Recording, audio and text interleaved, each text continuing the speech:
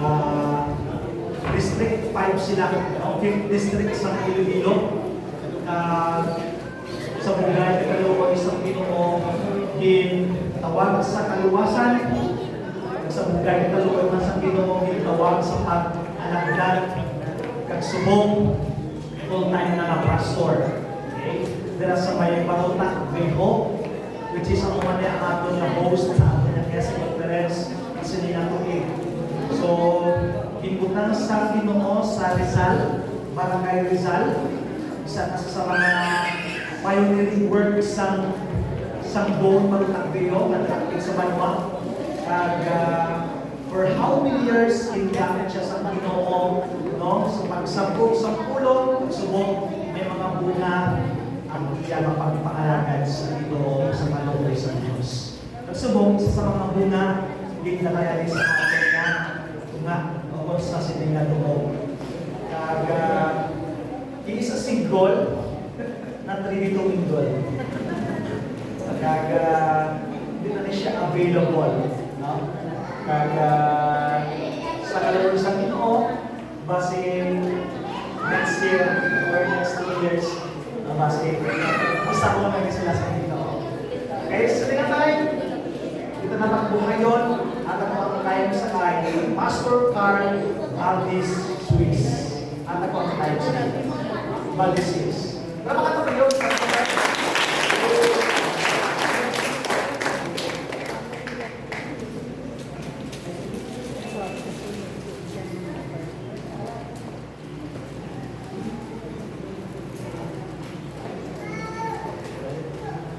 Bayan-bayan nga kagahon sa inyong tanan.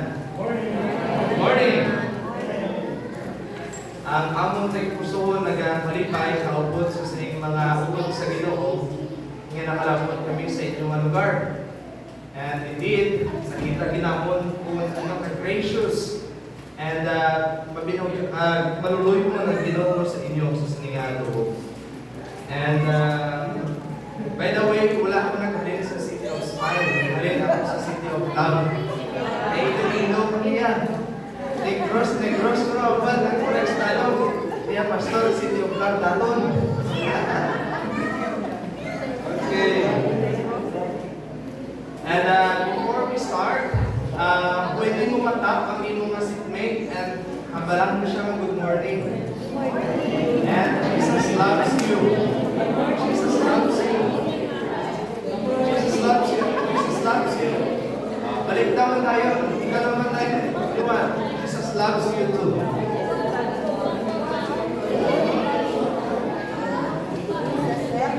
Okay. Ibasin pala wala ka muna. Ibaway ka muna kanto niya. Pero wala ka muna good morning sa inyo balay. Dahil base, may kabukatan ng positive or may problema pinauto pa, at least may siya na palangga siya ng Jesus. And so, we are palangga nato ng isa-isa because of the Lord Jesus Christ. Sa nagkakulat ko kami dyan, karaya na ako. Karaya na ako. Sorry. Sa naintindihan nyo man ang Ilonggo? Ayun po lang. Nag-mix ang amon nga excitement and also kalipay nga makikbahin sa inyo. Labi na gid sa pre-celebration ni Nanay Muray. Amon gid nga na-explain siya, labi na gid sa pag-isra namon sa sinakabalay ng kay San Diyos. Ang amon mga upod, nagkakalipay gid, kasi rin namon, isa lang dyan. Pagbalik na ito, mamigado naman kita. Mamigado naman kita. Ay, timplahan ka sa matimpla ka sa kape, tutuan ka sa pumakaw, naka-aircon pa. Ate, one time ko nung minanggaranon, pagbalik din, walahan na nagsampol. So, enjoy kami din sa inyo. Nakita namon nga ang kayo sa Diyos sufficient gid kayo. So, as we start, Pangamuyo na lang kita. Mga kita sa pista. And also, ang Ginoo kabay bukas at ating pusoon sa pag-ponder sa sining pulong niya. Let us pray. O Heavenly Father, salamat. Hindi pamod lamang sa inyong gay na nakatipon kami sa sining adlaw. Bangod lamang sa inyong gay kami nakabugtaw. Bangod lamang sa inyong gay kami nakapamahaw. Kami Ginoo may this day nakaupot na naman ang among panimalay. Ginoo, wala kami siguro reason na hindi magdayaw. Salamat sa iyo. Kaya di na bangod lamang sa iyo. Kami nagkapadayon. Kung nakunaw na mo kumain, dili mo na ang mga katauhan ang nagpalimuan sa siningan tao sa bilog ng kalimutan. Abang Lord, ay kami nabilin. E Bangod, we know nga may luyag na ikaw na ipaga kumanon sa among nakabuhi, pero sa pagagamiton mo among nakabuhi para sa iyong himaya at nagkakayawan. O Father, nag-aas kami ganun sa forgiveness sa among mga salamat. Indeed, in words, in our minds, Ginoo. Kabayan nga, hindi Ginoo mag-bother sa amon. Kabayan ang pangamuyo nga ibubalaan ng Espiritu ang mag-empower sa amon. Lord, ihabat ka sa amon. Gamita ang imong ubos na lagan. Gamita ang iyang mga ilig sa pag-relate sa imuluyag na ipalabot sa iyong mga kanakan sa sayang tao. So that sa amon nga pagtulog lang later, magapagdilin ini sa among hearts and mind, kag ini Ginoo magapagko, magatutlo, correct sa among Ginoo mabuhi. I pray, Father, na kamay ni Ginoo hindi manginguslas, because we prayed last night na our hearts and minds mag-focus to worship you in spirit and in truth. O Lord, kamay ikaw magkapatumaro sa amin. Hindi pagtubuti ang kaaway na akong mag-disturbo sa amon. Hindi pagtubuti ang kaaway na akong mag-distract sa amon. Hindi Ginoo pagtubuti ang kaaway na malingaw kami sa mga bagay o sa amon problema o amon mga problema na nabilin sa amon expect sa panimalay. Buligin kami kamay. Hindi mabot naman sa iyo. Kaya nagdadugin naman kung padayon sa matagis skala ni Christ Jesus na maluluwas.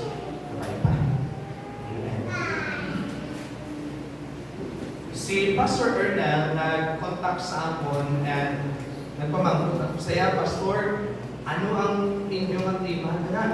Or ano ang luyag mo nga ipagpreparar sa akon, kaya siya ang nakaibalo sa inyong situation diri, status, para inyong imtangan. And saya, Pastor, ang aton nga, ang imong message or ang inyong tema diri is a successful Christian living or a successful Christian living. Tama giman?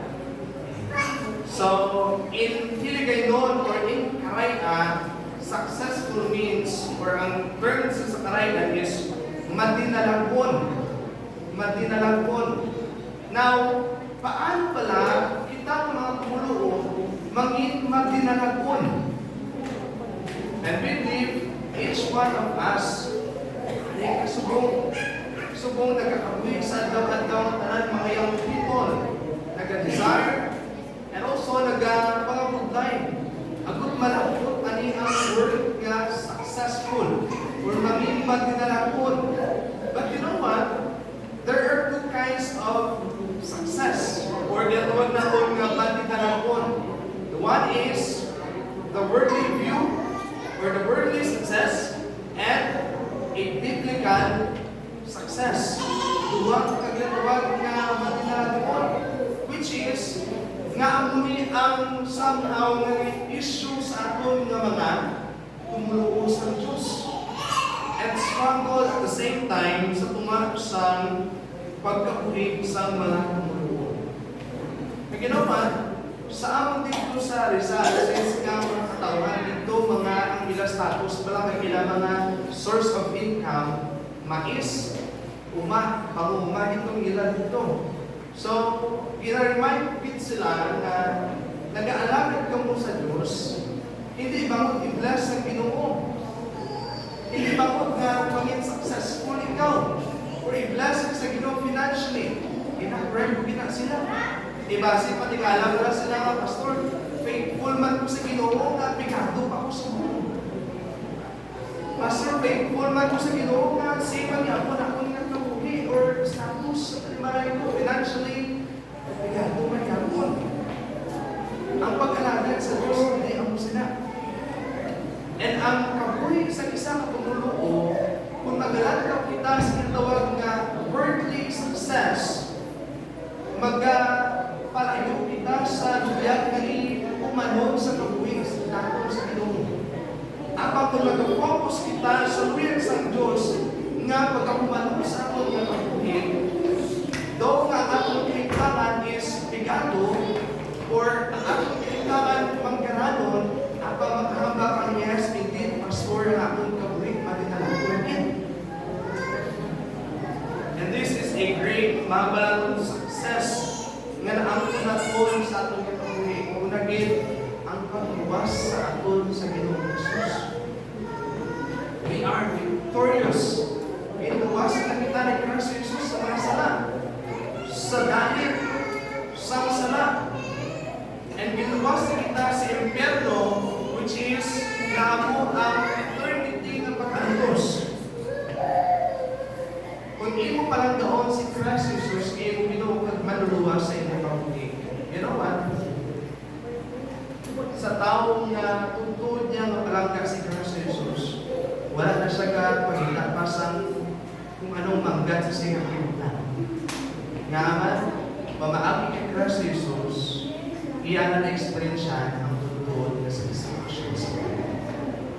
Therefore, ang iyang kabuhi, magpadayon sa pag-alagad, sa pagpagamit, at sa paghamba, pagmaya sa Diyos. Now, pag-search ako rin na hanungod sa iya tawag na worldly success. Nagkamuling ihatag na sa akon.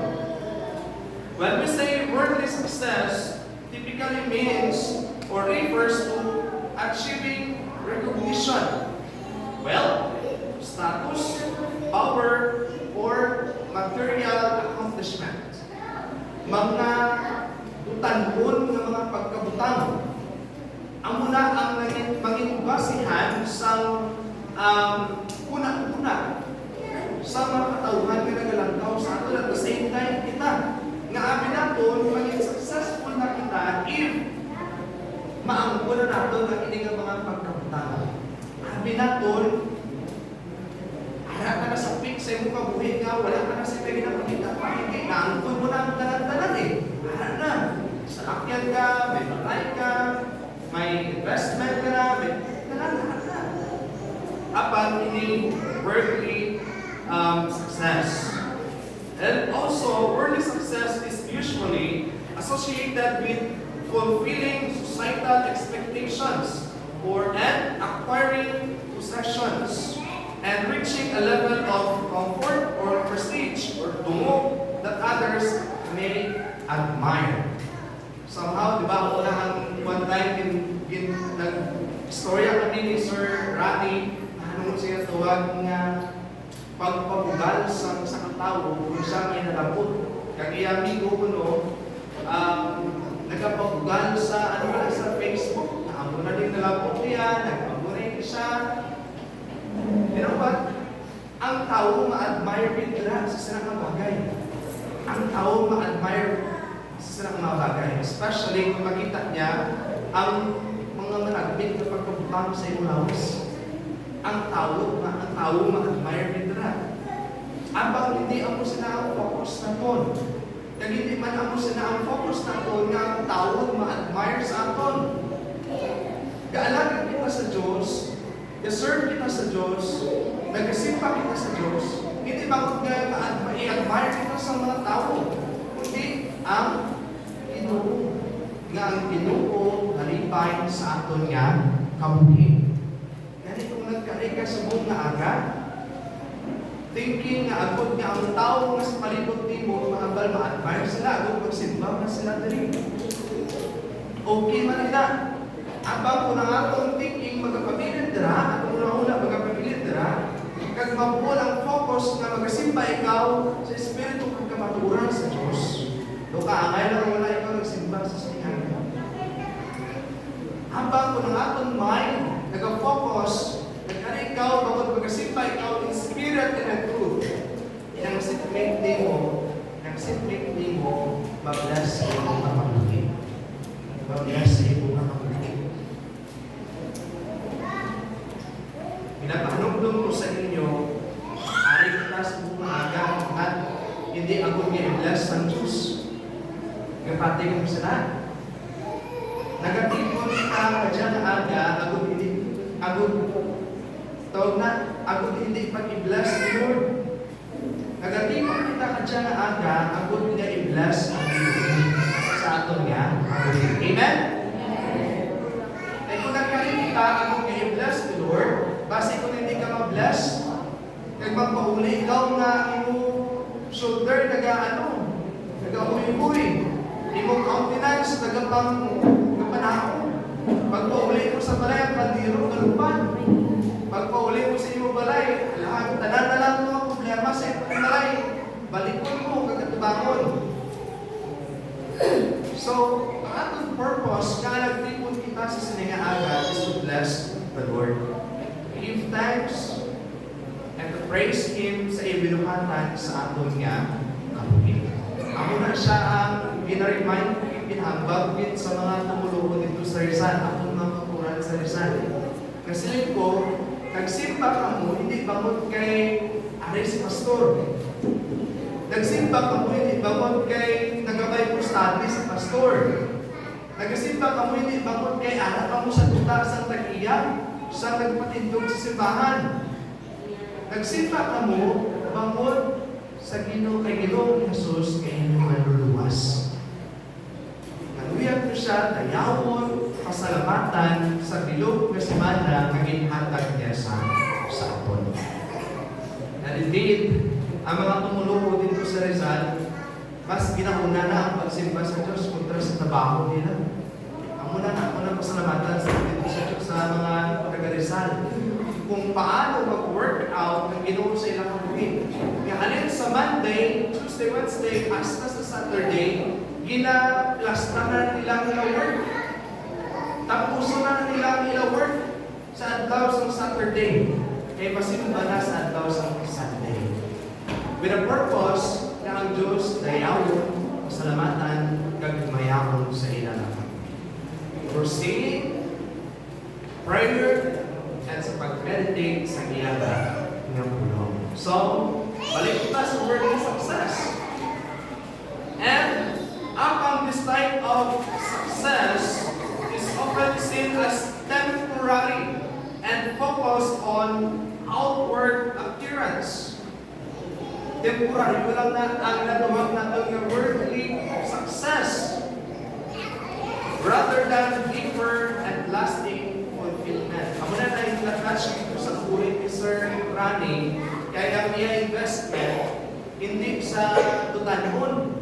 Ang iya investment langit nun. Siyang pastor mag-invest ako sa langit, pamaagi sa mga freaking aircraft. Ganit din. Amo na naga-fuel sa iya sa pagmagamit sa silang ministry. Nga biskan, kapoy na sa magapon kaga natuyo, gabak-bak, yapon kagunting. Iti gusto niya ang ministran ang mga kabataan for them na hindi lang magpagawa kong itsura, but rather makakilala din si Ginoong Jesus kailang Ginoong Panginoon. Kaya mo lang yung investment, hindi sa siligang alibutan, but rather sa langit. Kita man, pwede man ang aton maubran. Pwede natin mapagamit ang aton nga abilidad. Pwede natin mapagamit ang aton nga profesyon. Pwede natin mapagamit ang aton business. Sa pag-invest dito sa kinarihan sa Ginoo. Kaya mo na miskan kwarta niya patahin sa buong mga inadlaw. Di ba duty mo? Kaya mo nang iyang mapagitan source of income. Simple lang. Habang hindi mo naging separar na ito, agad na maka-invest dito sa pagkakas sa and I really praise God sa iyang pag-iman. So, there is a contrast between worldly success and biblical success. Kaya makita na Dre na mas labawin ang ginatawag nga spiritual success. Mas labawin. E nga aman, ang worldly success, mga pabilin, amo na galing na makita na doon sa Facebook, nga madamo si magkaranon, nga miskan ibutang na nila ang ilang kamanggan sa katay, ilang motor na namin sa lupon, hindi nila madala. Kawato lang to sa tao. Pamilya na ditalan. Habang kung naging successful ang atong pagkabuhi sa singkalibutan, mamutigin pagkakamit mo sa Diyos, then magpabilin at madala mo ito sa kinarihan sa Ginoo. Anong klase nga pagpabilin, Pastor? Magpabilin sa mga katauhan na na-bless ay mga buhay. But they should also mag-aalagad man sa Ginoo. So, now in biblical context, worldly success might be illustrated by the story of King Solomon. Kilala niyo si King Solomon? Kung sino si King Solomon? Si King Solomon, makita na to nga iya na angkon tanan-tanan. Kilala siya na angkon niya ang tanan-tanan. Wealth, wisdom, riches, respect by other nations, and also Queen Sheba, who brought him extravagant gifts. Tamo-tamo, mahambal, miskan kirita, at ito talaga kay Solomon. Di ko sa tawhan ka ng maglantaw, wala na niya si Solomon nga may ginapangita pa, kaya na talaga sa iya. Abang, hindi lang ang masubok, kag makita natin sa iyang pulong na Ecclesiastes, that all is vanity. Vanity is vanity. Useless, meaningless, meaning wealth, riches, wisdom, if ang Ginoo wala dira. Ako na, bilangin ko the Lord, bilangin ko the Lord. Kung ikaw man, harap sa buong sapik sa imong kabuhin na bugana, o kung harap naman sa pik sa buong sa imong kabuhin na nung amat-amat na labot ang imong handong, o ikaw sa buong nagabang-abahan sa buong sa pag-eskwela ng trabaho, dumduma ang Ginoo. Ipatuma ang Ginoo. Ibutang sa unahan ang Ginoo. Hindi pag-ibutang sa umigi ang Ginoo. Kaya miskan maampun mo na ang mga bagay sa kalimutan at pagpupula, dira ang Ginoo. It is meaningless, useless, and vanity. Walay pulos niya. Walay pulos ang kabuhi nga wala sa Diyos. Walay pulos ang kabuhi nga ang Diyos sa ulihin. Hindi lang tagin sa unahan ang Ginoo. Hindi ka Jesus love, Jesus lang. Kaya na, yung pastor na buta ko ng galing si Jesus. Pero araw lang sticker. Araw sa termi sa unahan, sa termi sa lakyan, sa motor. Hindi, sa atong gid ka muli. Sa atong gid ka muli. Kabayan ka ang Ginoo mangin first priority sa aton na kabuhi. Because everything will follow. Tanan mag-follow. Tanan mag-follow. And there, in Ecclesiastes chapter 1, verse 2, vanity of vanities, says the preacher, vanity of vanities, all is vanity. And so Solomon realized that worldly success without relationship with God is ultimately meaningless. Muna gani. Gabi mo, okay na. Galing, hindi. Wala na. And so, the story of King Solomon nag-highlight sa ginatawag na biblical perspective that while worldly success may bring temporary satisfaction, it cannot provide true fulfillment or eternal significance. True success, according to the Bible, is found in living a life that honors God and aligns with His will. Amo na naman doon, nga successful. Na-align ang aton nga kabuhi sa kabuton sa Diyos kag ginahimaya ang inulit na day by day.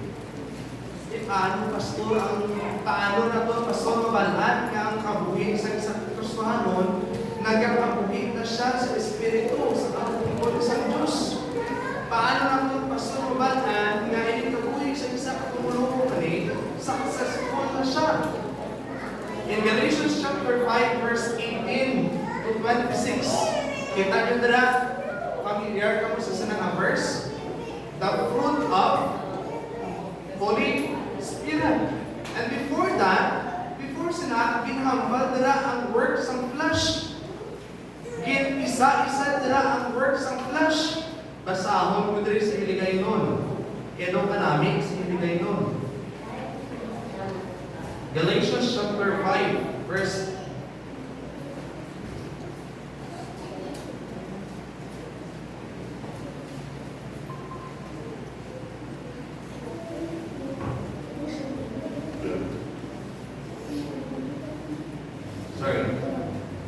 Galatians chapter 5,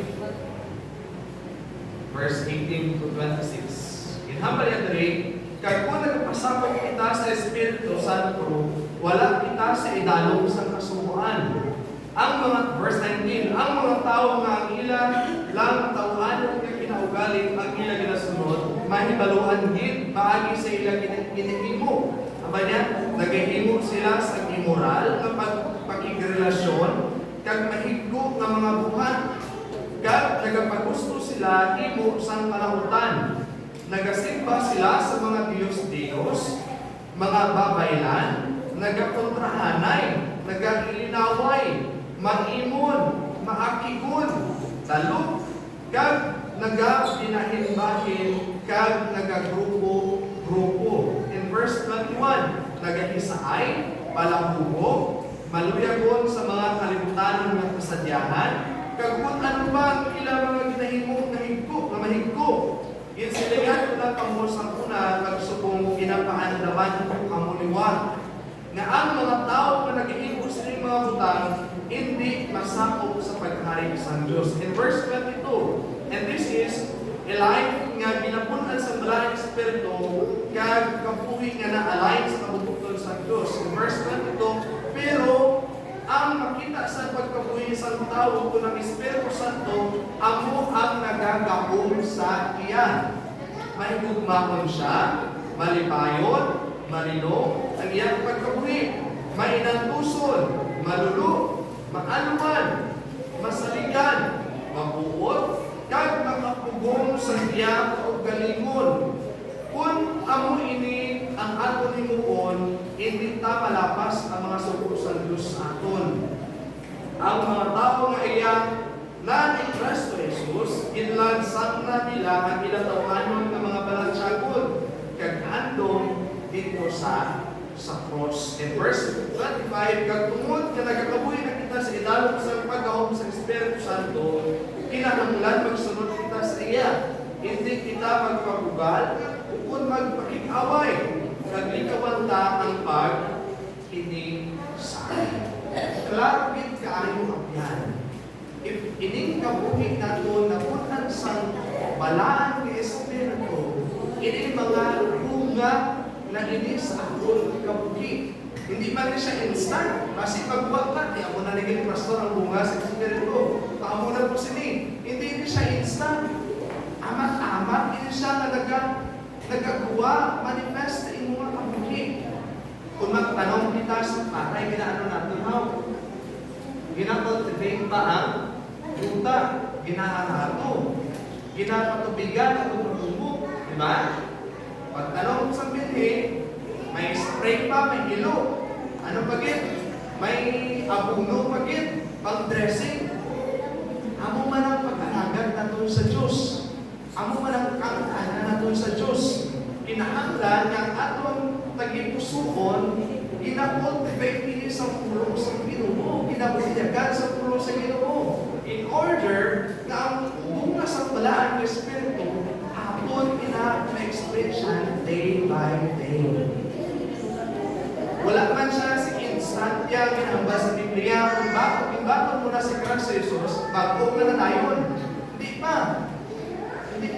Amat-amat kita ang ginabago sa Diyos day by day. Kung ang atong kapuli, harap niya po sa pulong niya.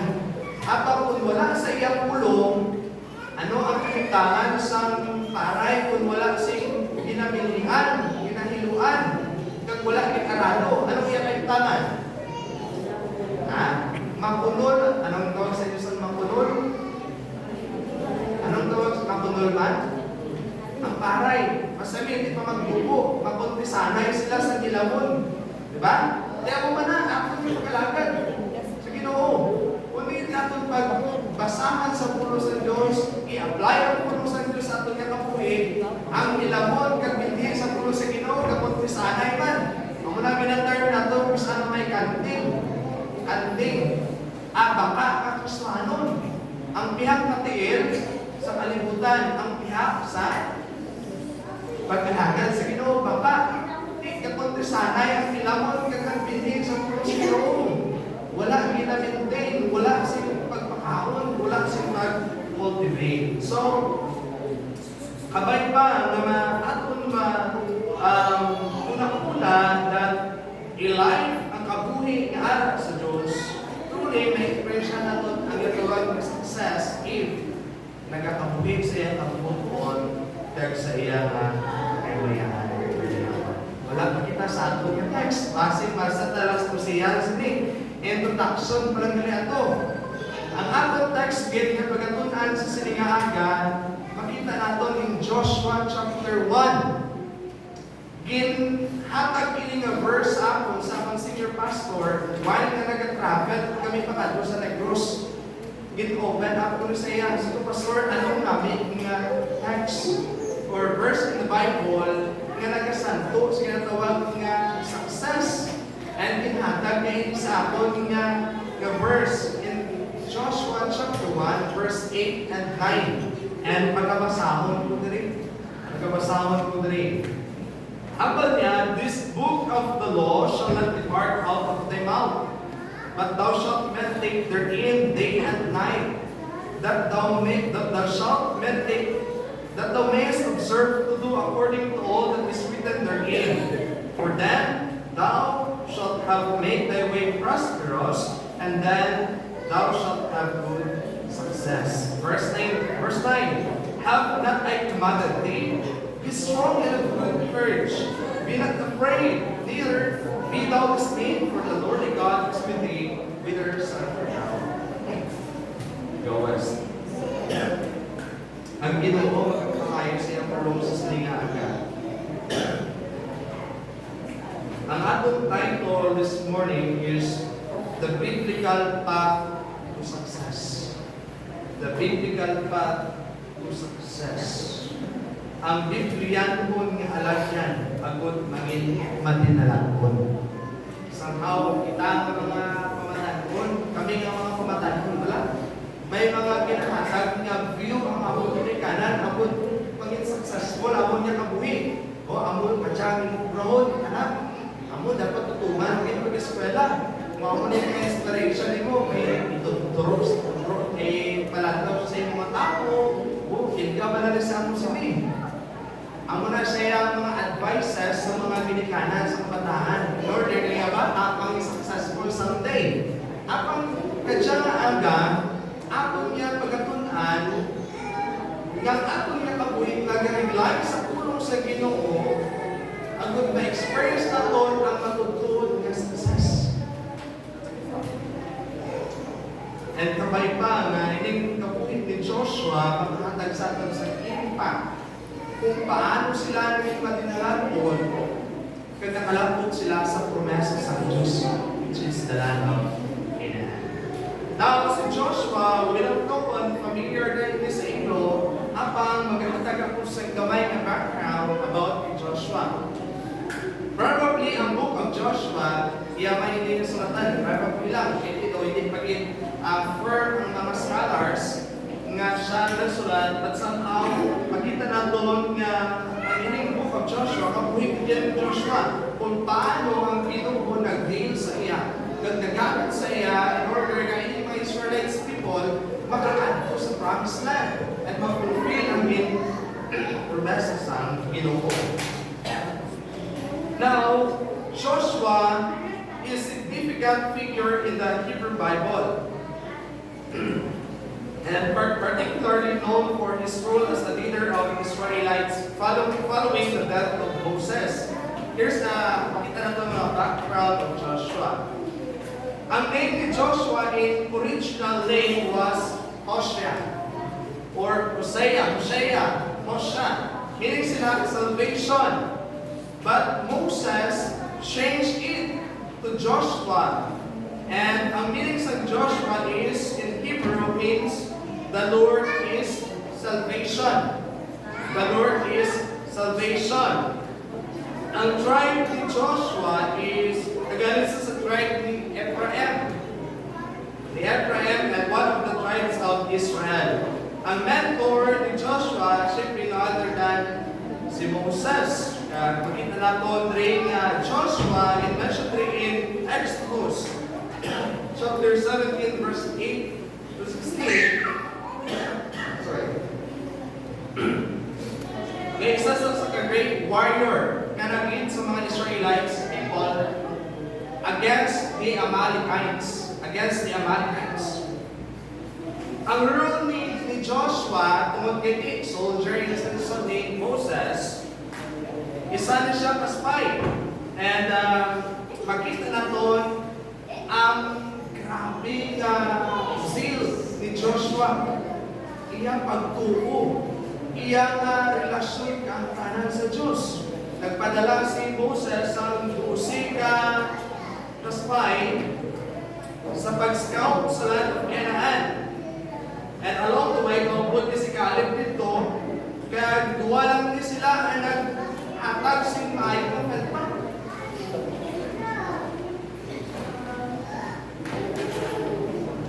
Duwa lang ni sila ang nagduwa ni Caleb ang nag-atag si positive nga report sa kay Moses. Kaya napulot ko nilang spy, mga negative na tanan. Inaabot na nabahayan nga si Joshua at Caleb makita natin nga firm nila relasyon kaangtanan sa Diyos.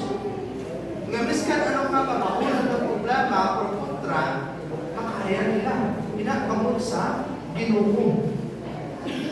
Amo na dahil sometimes kahit masabi ka tatamo sa akong kumana sa iglesia nga ginatulong na natin ang problema. Hindi na pwede magtulong sa problema.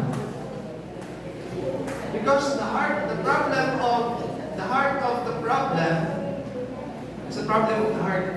Ang mga sa magitan, ang problema ay ako sa hindi ko sumod. Ang tanan niya ko na ito sa Diyos.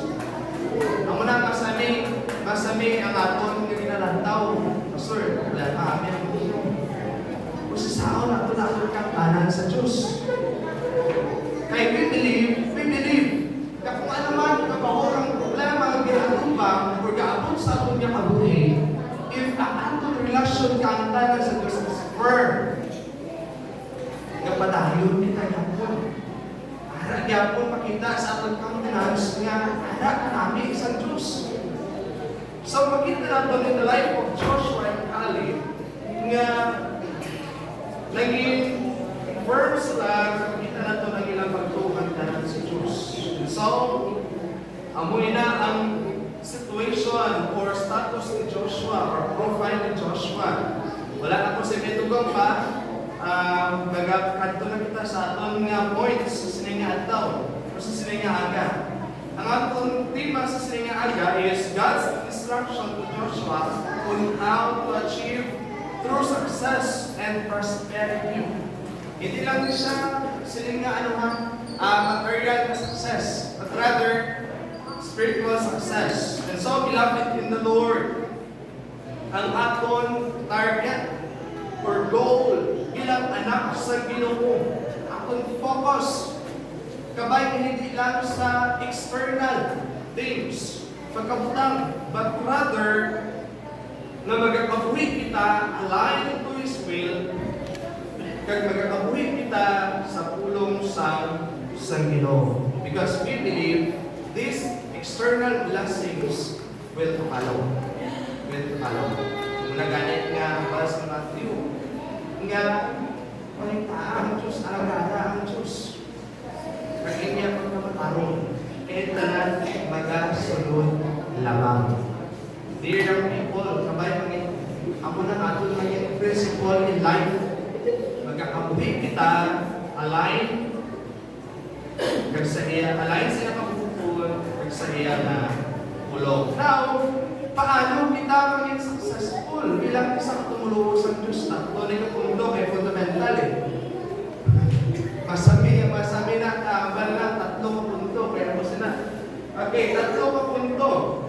Una, the foundation of success. Ikatwa, the promise of success. And tatlo is the strength of success. Paano pala maging successful ang atong kabuhi? Sining kalibutan, spiritual success. Una gid, by God's Word. Foundation of our spiritual realm. Kabay balik sa pulong sa Ginoo. Hindi sa kung anong ginatudlog sa atong panimalay nga pagpati, mga belief sa katikulangan. Masami pabuhi ang mga kabataan sa buong henerasyon, kag nagapadayon, bangon sa gina-impose sa mga katikulangan sila belief kung alin pa sa una, which is hindi biblical. So, kapay pa nga magkapabiling kita sa singa principle, pag-atong pagkatintugan, ng atong foundation, magkabalikid sa pulong sa Ginoo. Magkabalikid sa pulong sa Ginoo. Now, the command to keep the book of the law. Ano din command sa Ginoo kuno? Nga atong kuno tipigan ang pulong sa Dios. Na may illustration kanina, isa ka pigado nga tumuluo sa isang panimalay. Ang bata niya naglakad sa Manila sa pagtrabaho. Siya elementary graduate. I don't know kung about handwriting illustration. Habang naglakad ng iting bata sa isa katumulo, Christian sila. Sa Manila, sa pagpangita sa trabaho. Nagdugay siya dito, nakapangita siya sa trabaho, hindi sa simbahan, kundi sa secular na trabaho. Nagining bata sa simba, sa tumulo, ipadala niya sa isulat. Kaya sila niya, kamusta ikaw da? Kakalagay niya, natipigid, dapat kita yung pagkatumulo sa sinabuo. Ibog tipigan, ibog ikip, ang ibog pagkatumulo sa ibong trabaho, o sa ibong kapag sinayo sa ibong inapuyan. So, hindi nga bata, iyaman kagintilugan, gintipigan niya ng tuwod. Kapag ang point, kaging papaulit siya, kaging siya sa ilabalay. Pumagod siya siya tatay, kamusta yung trabaho? Kamusta yung pagkatumulo? Siya tay, akong tubig ganit titigan ang pagkatumulo. Bala nyo, this ka lang yung environment, yung mga akyan, yung tumulo, kag siya tumulo, nag-aupon siya dito disco, nag-aupon siya sa kung anong bar. Wala siya nagpamaan, kasi siya tumulo, itigitipigan naman. Iya gitipigan niya pagkatumulo. Hindi ka upon siya sa bar, upon siya sa kung anong worship, ng mga buluhaton. Iyan mo lang yung principle mo. Tipigan ang iyang pagtuo. Tipigan ang iyang testimony yan. Which is, hindi gali. Sa lang iyang pag-insinti. Iyang point niya, itakot niya, hindi siya tumuluo. So, believe it's tatay niya na ginubran. Kasi walang nakuha ang iyang testimony mo. Tago niya lang yan. Dahil sa tubangan sa Diyos, failure din siya. So, the command to keep the book of the law first, we need to obey or obedience to God's commandment. Aton nasundon ang sugo sa Diyos. In Joshua chapter 1 verse 8, God commands Joshua, this book of the law shall not depart from your mouth, but you shall meditate day and night, so that you may be careful to do according to all that is written therein. And so, ang pulong sa ating Ginoo nagahatag sa aton sing dako nga tuyag ni hambal. That's nga dapat naton igakabuhi ang pulong sa Ginoo day by day. Obedience, because obedience to the law brings blessings and success as one aligns their action with God's will. Ako na ganit nga, kita katulong kapag hindi lang kita mangin hearer, but doer. Aton gid ikabuhi ang pulong sa Diyos. Walang problema kung ikaw knowledgeable sa Bible. Walang problema kung damo kasi menatunan kung ano mo sa background sini. Ang pinagkitaya ka the best, kag maka-admire ikaw sa tao, unang imo kabuhi, santok man sa imong mga ginatunan, santok man sa imong mga knowledge sa Bible. Ingaman sa Satan, balaan niya man ang Biblia, di ba na? Balaan niya talaga ang sa Biblia. Pag-memorize niya ba? Apang wala niya kinakabuhi. Paano ba sa magabuhi si Satan? Kaya diya to yung tayo puso. Siya ko galing. So, dumdumon dikit abyan. Kinahanglan naton i-obey ang pulong sa Ginoo. Ako na nga masami, manamian kita magkanta sa obedience is the very best way. Panti kamusta aton day by day ng kabuhi. Ina-obey iban pala naton since ang lyrics ng kanta is the very best way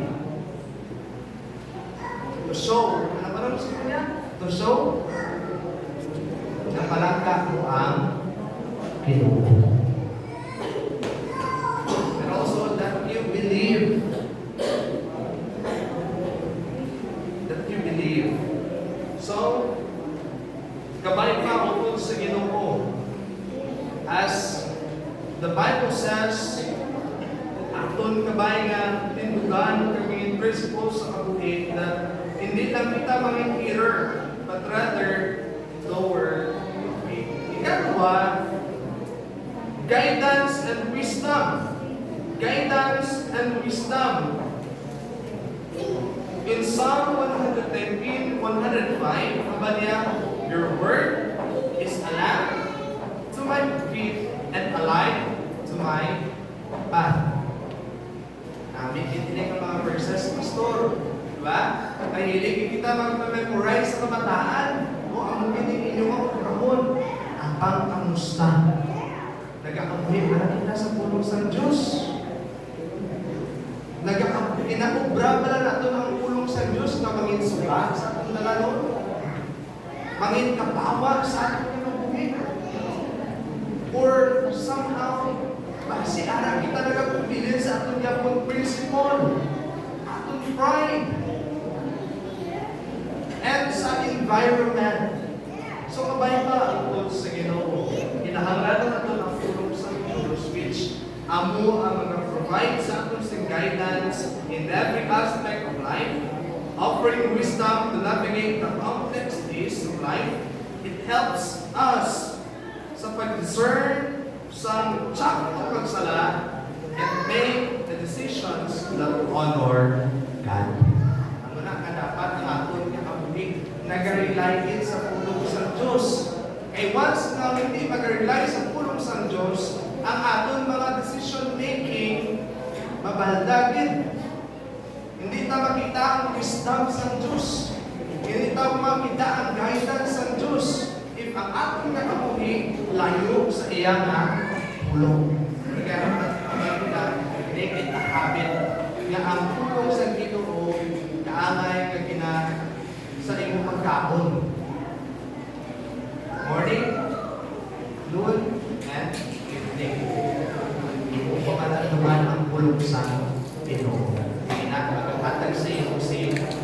wisdom and success. Dugyat din yan. Hindi mo niyang habit ang magtawag. Hindi lang kaya habit nga, okay, ako nag-bravo kayo, kaya nakakawag, but rather, iyawin palangga ng pagpahuyo sa Diyos. Iyawin, nagkakabahin din sa iyang kabuhi ang pagpahuyo. Nga miskan may brad na sa iyang kabuhi, binuksan niya magyapon ang bintana. Kaya ipakita ang iyang loyalty, pagtuo, relasyon sa mga katawan. So, tama doon sa Ginoo. Hindi magtubuti nga magutom ang iyong espiritu. Kung magutom ang iyong espiritu, at ang espiritu, matalang-talang ini. Pati kung gusto na, talang-talang mo lang na kung ano ang problema, ito dasig ka matay mo. Dasig ka malingkang. Dasig ka magluya. Dasig ka mag-discourage. Pinakbawag kay luya ang iyong espiritu. Dapat pakaunod din sa pulong sa Diyos. Agad mangin healthy, kag mga tindog, kung ano man na unos na nagabot sa atong kabuhi. Muna ang banding o, di ba lang?